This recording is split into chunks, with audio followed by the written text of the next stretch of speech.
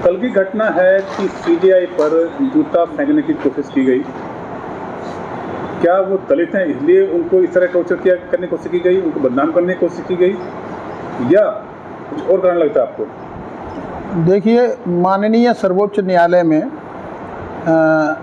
माननीय chief justice के chamber में जो सुनवाई हो रही थी, उसी सुनवाई के दौरान एक वकील के द्वारा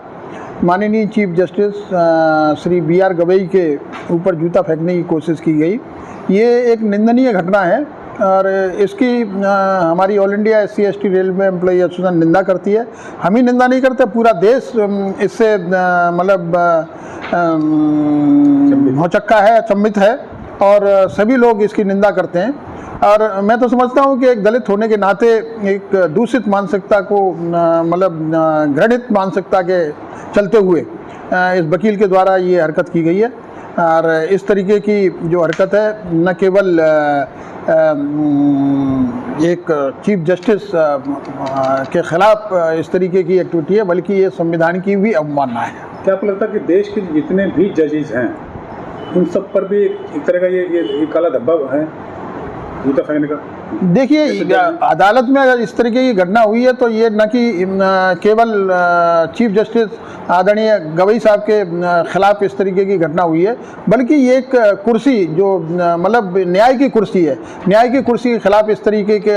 कृत्य करना ये एक बहुत बड़ा मतलब दोष है और ये संविधान के खिलाफ है। इसके खिलाफ मतलब कोई ना कोई कार्रवाई जरूर होनी चाहिए। क्या लगता है देश की बदनामी को कैसे देखते हैं इस घटना को लेकर के दुनिया भर में? ये तो एक मतलब देश की बदनामी नहीं, ये तो एक तरह से न्याय प्रक्रिया जो है उसको भी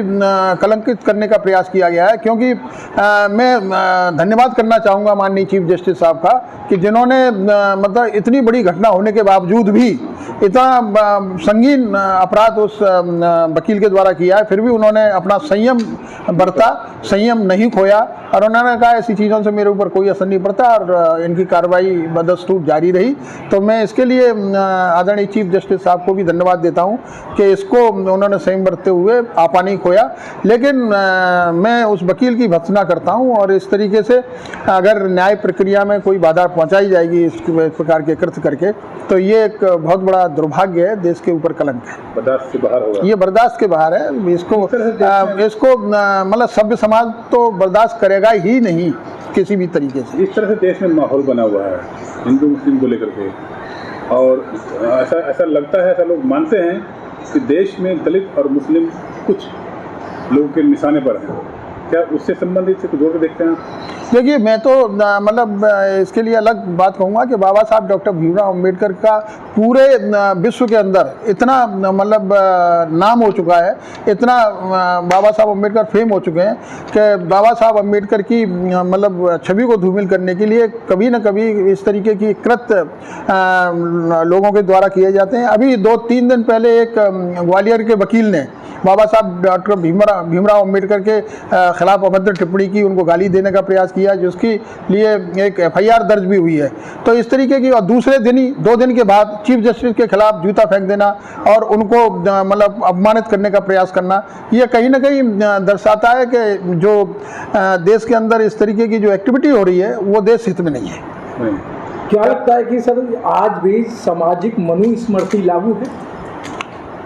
इससे तो यही जाहिर होता है, इससे तो यही होता है, देश का संविधान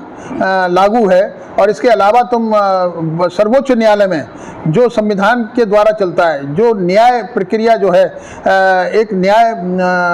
संहिता पे आधारित है, उसमें अगर इस तरीके की मतलब एक्टिविटी हो रही है तो मैं समझता हूँ कहीं ना कहीं ये मनुस्मृति से प्रभावित। एक और एंगल से देखा जा रहा है, लोग ऐसा चर्चाओं में है देश भर में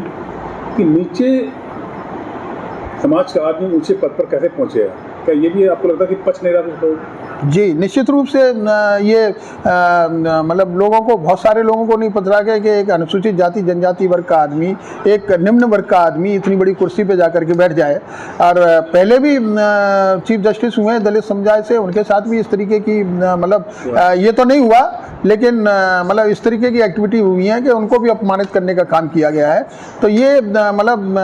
देश हित में नहीं है और ये संविधान के निश्चित रूप से खिलाफ है और इस पर कड़ी कार्रवाई होनी चाहिए, जिससे कि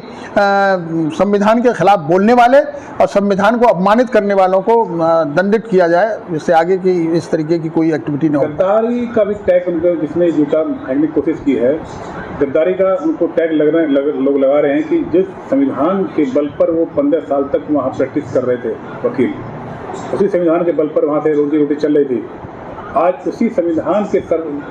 न्याय करने वाले सर्वोच्च पद के व्यक्ति को जूता फेंकने की कोशिश की गई, तो लोग गद्दार भी उसको कह रहे हैं। क्या लगता है आपको? हाँ, निश्चित रूप से ये मैं तो कहता रहा हूँ, ये कलंकित करने वाली मतलब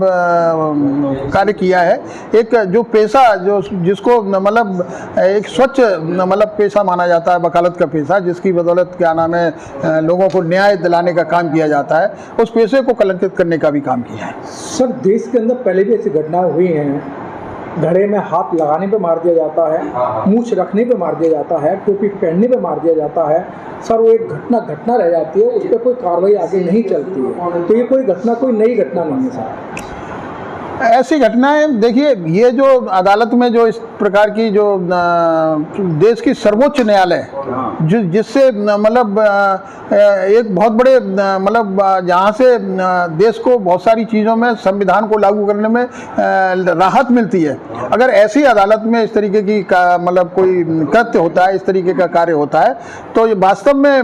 मतलब एक तरह से ये मैं समझता हूँ कि मतलब हित में नहीं है, देश के हित में। न्यायपालिका का प्रथम व्यक्ति है, देश की न्यायपालिका का प्रथम व्यक्ति निश्चित रूप से उनके साथ इस तरह घटना, इन तरह का मन व्यवहार जो करने की कोशिश, काश अगर वो जूता फेंक देते तो शायद बहुत बड़ी घटना घट चुकी थी। वो लोग समझ रहे थे, पुलिस ने पकड़ लिया, लेकिन जो उनकी मंशा है, जिस तरह का माहौल देश में क्या खड़ा किया जा रहा है, क्या उसी मानसिकता की सोच चलते घटना लगती है आपको? नहीं, जूता फेंक देना या जूता फेंकने का प्रयास दोनों बराबर ही है। मतलब अगर जूता प्रयास भी किया गया है, जूता हाथ में भी लिया गया है, तो ये बराबर है, अपमानित करने वाली घटना है। और एक सर्वोच्च मतलब पद पर बैठे हुए व्यक्ति, और जो कि मतलब निश्चित रूप से बाबा साहब डॉक्टर भीमराव अंबेडकर के बनाए हुए संविधान की बदौलत आज इस कुर्सी पर पहुंचे हैं, तो कहीं ना कहीं ये बाबा साहब डॉक्टर भीमराव अंबेडकर का भी अपमान है, जिसको इस देश के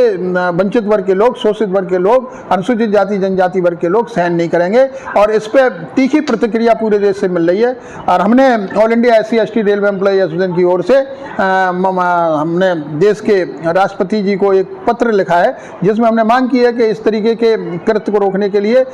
मतलब इस व्यक्ति के खिलाफ कठोर से कठोर कार्रवाई होनी चाहिए, जिससे कि आने वाले समय में इस तरीके की हिम्मत, इस तरीके की हिमाकत कोई अन्य व्यक्ति न कर पाए। सब जब से ये घटना हुई है, ना तो किसी सरकारी डिपार्टमेंट के माध्यम से या कोई एसोसिएशन के माध्यम से या किसी संगठन ने अभी कोई पहल नहीं की है। ये पहली पहल आपने बता रहे हैं कि हमने एक राष्ट्रपति प्रधानमंत्री को लेटर लिखा है। अगर यही घटना किसी अपर कास्ट के जज पे होती तो पूरे रोड जाम हो जाते, स्ट्राइक हो जाती, लेकिन आज एक बौद्धिस्ट जज के साथ में घटना हुई है, तो किसी भी संगठन ने आगे बढ़कर कोई कदम नहीं उठाया, ना कोई अभी कोई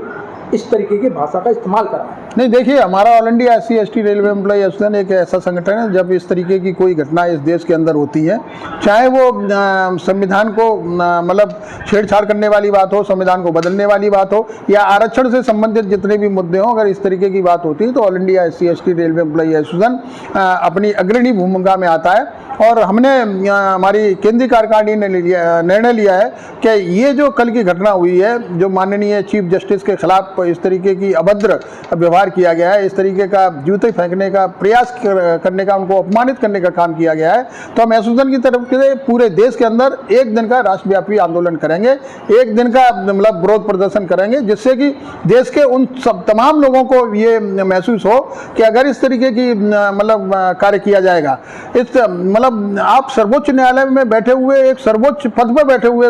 चीफ जस्टिस को नहीं छोड़ पा रहे हैं, तो जो अनुसूचित जाति जनजाति के जो ग्रामीण इलाकों में जिनको मतलब प्रताड़ित किया जा रहा है, जिनको घोड़ी पर चढ़ने पर उनको मार दिया जाता है और मूंछें काट दी जाती हैं, या मतलब अपमानित किया जाता है, खुलेआम अपमानित किया जाता है, तो उनकी तो कोई उनके लिए तो औकात ही नहीं है। आप चीफ जस्टिस के खिलाफ इस तरीके का एक्ट कर रहे हैं, तो जो सामान्य वर्ग के नीचे तबके के लोग हैं, जो ग्रामीण इलाकों में रह रहे हैं, उनको कैसे छोड़ेंगे आप लोग? तो मैं समझता हूँ कि ये इसकी पूरा देश को जितने भी बुद्धिजीवी लोग हैं और जो हमारे देश की सरकार के माननीय प्रधानमंत्री जी ने भी इसकी मतलब निंदा की है, कानून मंत्री माननीय अर्जुन राम मेघवाल जी ने भी इसकी निंदा की है और हम भी एसोसिएशन की तरफ से इसकी निंदा करते हैं। और मैं धन्यवाद करना चाहूँगा माननीय चीफ जस्टिस साहब को कि उन्होंने ऐसे समय पर ऐसे संकट पर संयम बरता और इस तरीके का कोई उनकी तरफ से रिएक्शन नहीं हुआ। ठीक।